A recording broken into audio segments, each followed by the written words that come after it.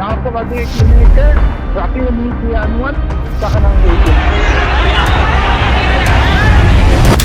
ඔයා නවක වදේ සාධාරණීකරණය කරන්න සාමාන්‍යකරණය කරන්න හදන කෙනෙක් නම් ඔයාට මොකද්ද තව කෙනෙකුගේ ජීවිතයක් වෙනස් කරන්න තියෙන අයිතිය සුදුසුකම්. ඒ වගේම තමයි මානුෂීය වශයෙන් අසාධාරණයක් වන කිසිම දෙයක් සාධාරණීකරණය කරන්න ඔබට කිසිම අයිතියක් නැහැ. මේ නවක වදේ කියන සම්ප්‍රදාය නිසා තරුණ ජීවිතයෙන් වන්දි ගෙවන දවසක් උදා නොකිරීමට වග බලාගෙන ඉන්න ඔබෙත් මගෙත් අපි හැමෝගෙම වගකීමක් යුතුකමක්.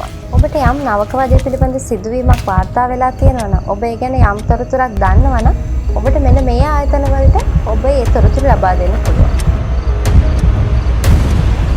පළවෙනි සම්බන්ධතාවය තමයි ජාතික නවකවද ප්‍රතිරෝධී සංගමය. ඔබට මේ පිළිබඳ ඔබේ ළඟම තියෙන පොලිස් ස්ථානයට දැනුම් දෙන්න පුළුවන්. ඊට අමතරව විශ්වවිද්‍යාල ප්‍රතිපාදන කොමිෂන් සභාව University Grant Commissions ඒගොල්ලෝගේ තියෙන ඔන්ලයින් කම්ප්ලේන් මෙකැනිසම් එකක්. එතෙන්ට වුණත් ඔයාට නවක වදේ සම්බන්ධ සිදුවීම් වාර්තා කරන්න පුළුවන්.